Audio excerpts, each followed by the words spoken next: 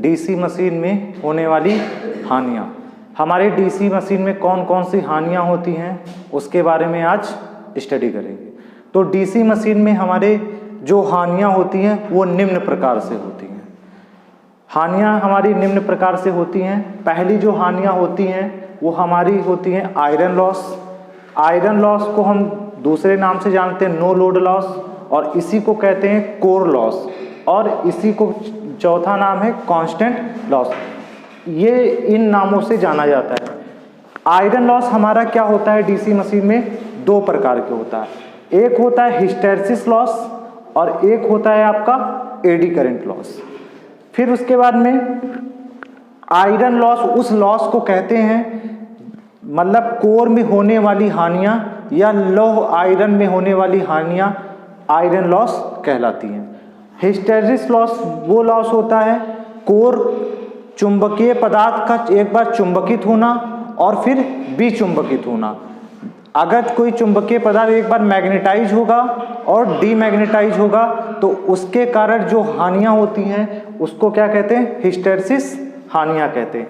इन हानियों को हम क्या करते हैं, निम्न सूत्र की सहायता से ज्ञात किया जा सकता है। तो ये हो जाएगा हिस्टैरिसीस लॉस बराबर हिस्टैरिसीस गुणांक KH मैक्सिमम अधिकतम फ्लक्स घनत्व की पावर 1.6 जिसका मात्रक होता है वेबर पर मीटर स्क्वायर।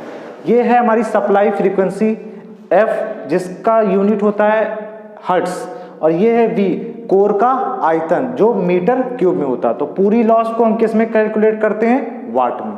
फिर आपका दूसरा क्या होता है, फिर इसमें क्या होता है, हिस्टैरिसीस लॉस को हम कम कैसे करते हैं। हिस्टैरिसीस लॉस को हम कम करने के लिए हम ऐसे मटेरियल का बनाते हैं जिससे ये कम हो, जैसे सिलिकॉन स्टील।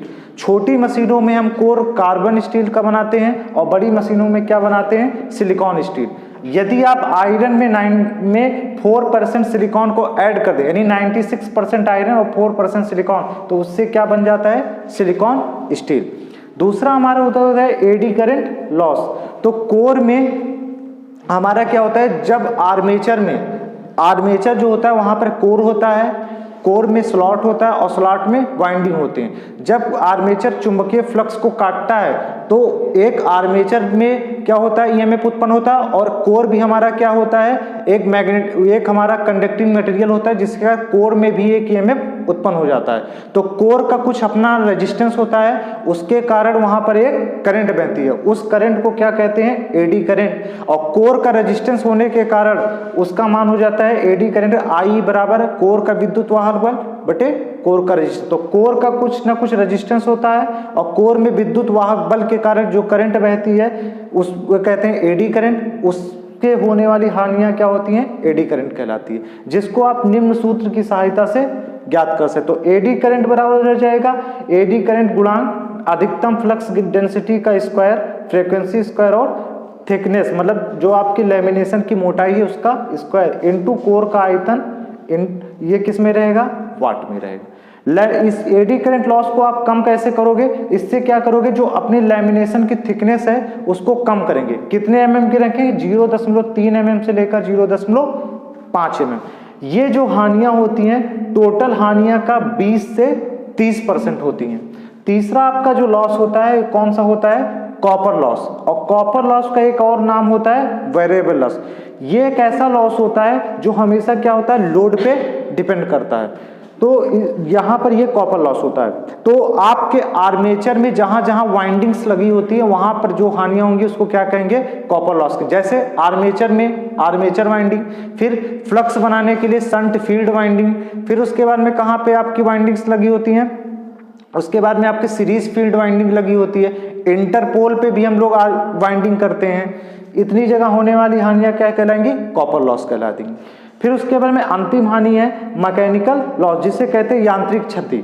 मशीन जब घूमती है तो उसमें कुछ ना कुछ क्या होता है, फ्रिक्शन लॉस होता है, और कुछ ना कुछ क्या होता है, विंडेज लॉस होता है। तो फ्रिक्शन लॉस क्या होता है, मशीन में बेयरिंग लगी होती है, तो बेयरिंग क्या होती है, अगर जाम हो जाती है या बेयरिंग में क्या होता है, लुब्रिकेंट स्नेहक कम होता है, तो उसके कारण जो लॉस होता है बेयरिंग के कारण, उसको कहते हैं फ्रिक्शन लॉस। और जब हमारा शाफ्ट घूमता है मशीन का तो किसका, एयर का कुछ अपोज करता है, तो एयर के कारण होने वाली लॉस को क्या कहेंगे, विंडेज लॉस।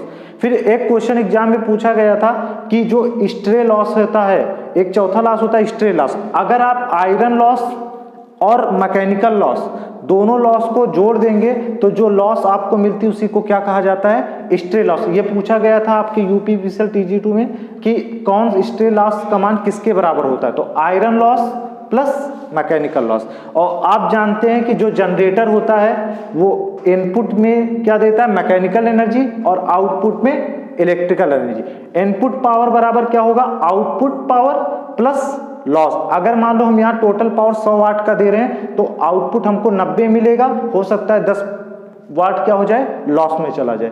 तो ये आपका यहाँ से निकलता है, तो इनपुट पावर बराबर आउटपुट पावर प्लस लॉस के हो जाएगा। और इन्हीं लॉस को हम क्या करते हैं, यहाँ से हमने सीखा कि हमारे मशीन में कौन कौन सी लॉसेस होती हैं।